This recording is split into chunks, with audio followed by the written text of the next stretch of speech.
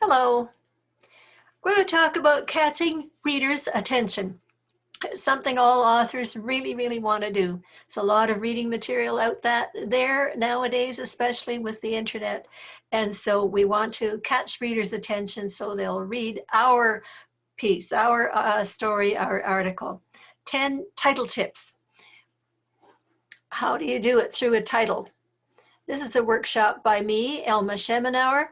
I am an author of many books. I've sort of spent most of my working career in publishing. I've edited a lot of books as well. And I have a website. I call myself Elma Mary from the Prairie because I was born and grew up on the prairie, Saskatchewan Prairie. So you can usually find me with those words. And there's also my website address there. Okay, first title tip. Make your title a lure, not just a label. Say you write a book called Mary Fitzgerald. Okay, so we know that it's about Mary Fitzgerald.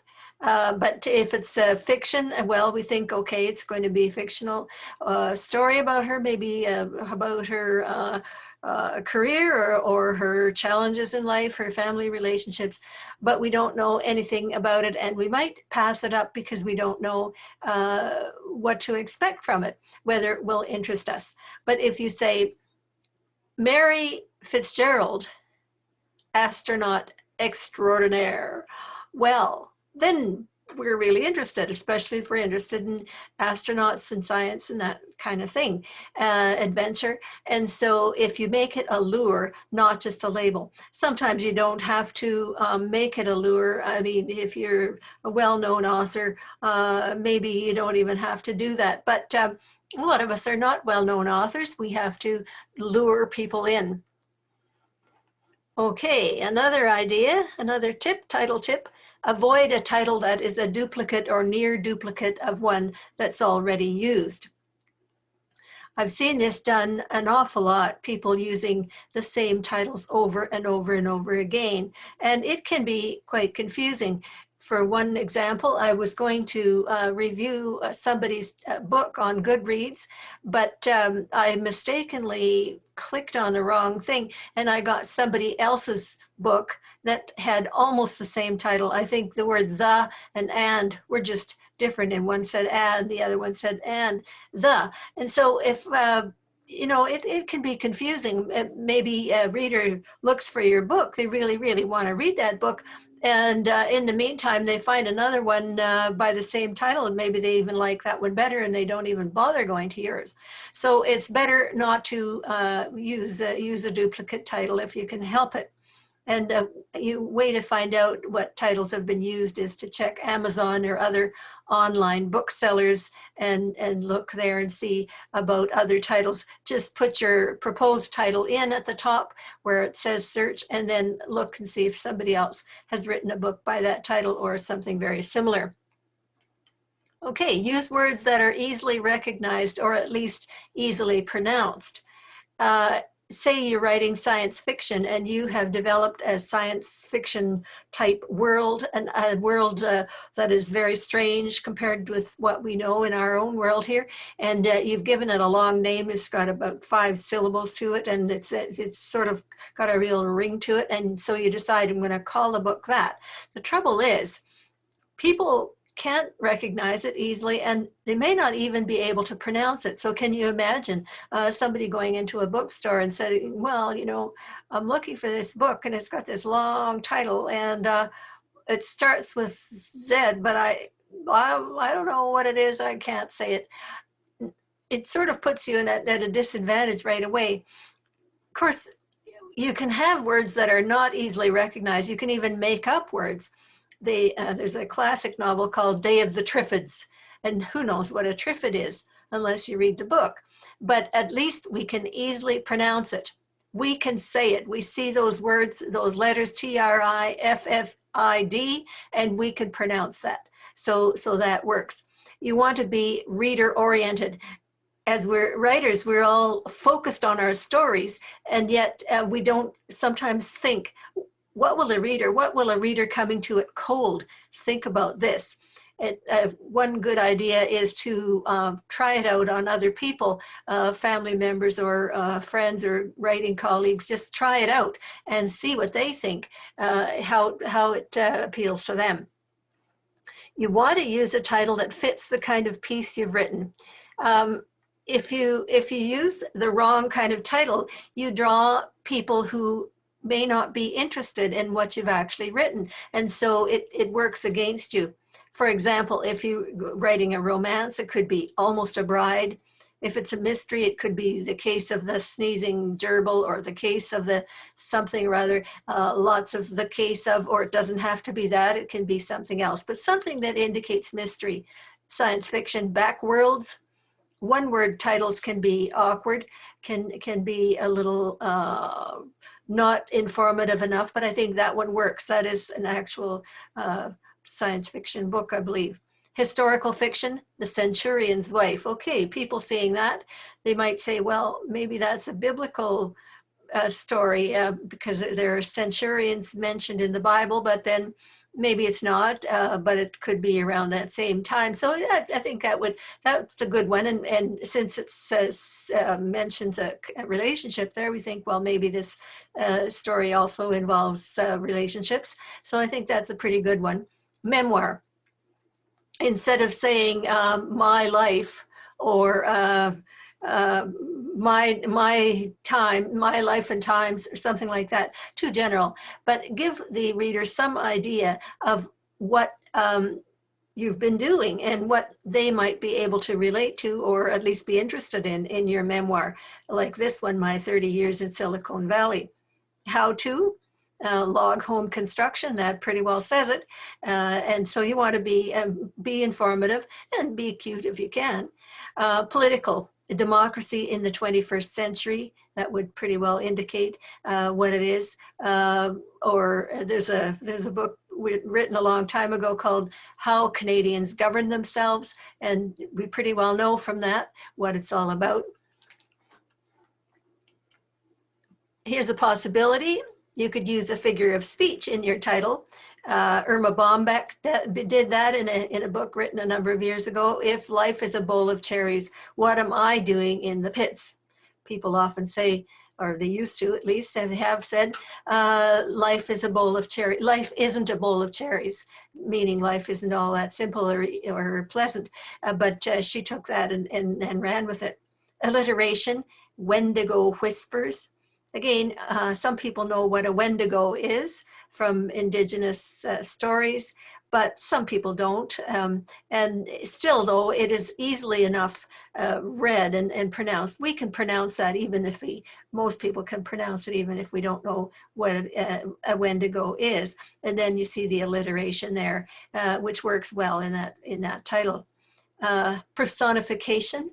Old Man River. Everybody knows a river isn't an old man, but you catch people by making them think a certain way, and then that's actually the title of a song, and it expands on that metaphor as it goes along.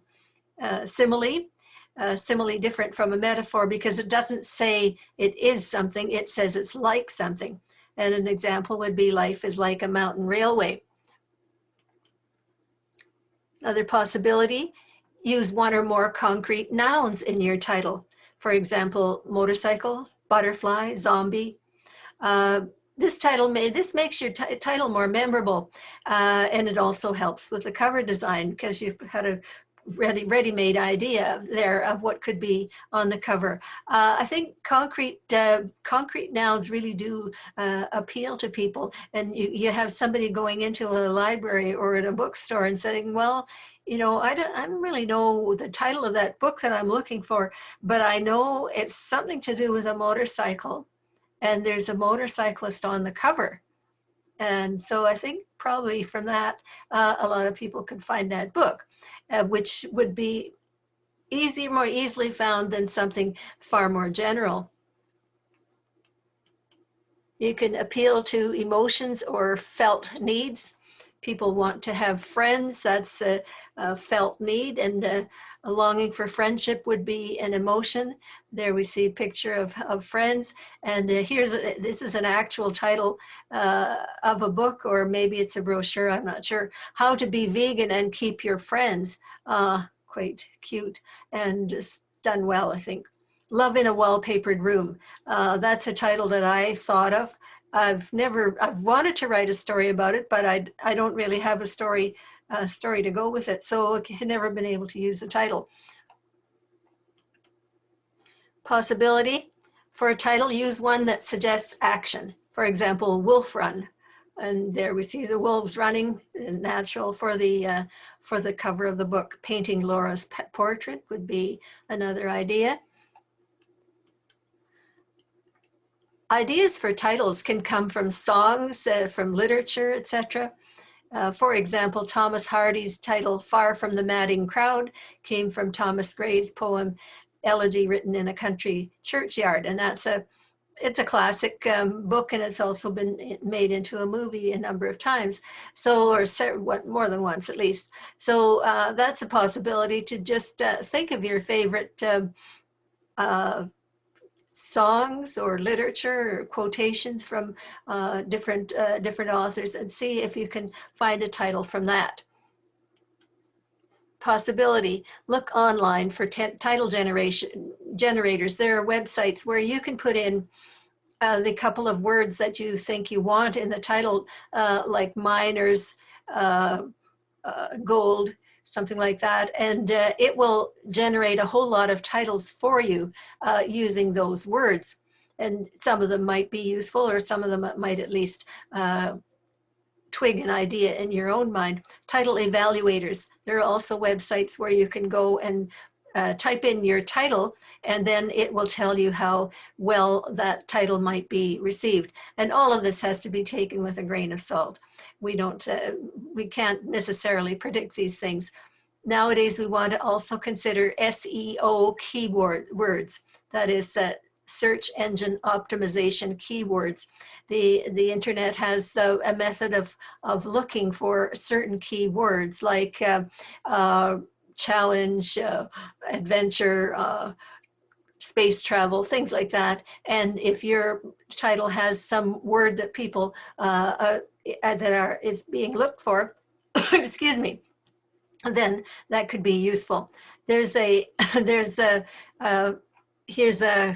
example of some evaluating titles, common factors of a clickbait title. What kind of title will make people click? And this is not so much for book titles, but for articles. Titles like Is a List, doesn't seem to generate. Personal story doesn't. Animal, pop culture and food generates more interest according to this. News, recent media, unknown new concept, and element of shock. Apparently shocking is the most effective, but of course that again has to be taken with a grain of salt. And also you have to realize that what you're writing isn't necessarily going to fit into any of those categories, or very many. All right, now it's your turn. Write 10 titles. Try to write them fast on a piece of paper, or on your electronic device, and keep these tips in mind. Make your title a lure, not just a label. Avoid a title that is a duplicate of one already used. Use words that are easily recognized, or at least easily pronounced. Use a title that fits the kind of piece you've written. Possibility, use a figure of speech. Possibility, use one or more concrete nouns. Possibility, appeal to emotions and or felt needs. Possibility, use a title that suggests action. And ideas for title may come from songs, literature, etc. And another possibility, look online for the various information they have there about titles. Okay, that's it. Again, I'm Elma Mary from the Prairie. You can read a lot more about reading and writing on my website, and also have a blog where I have post reviews and news for writers and that kind of thing. It's called Elma's Almanac. You might be able to find it, probably can find it with that. And there's also the address.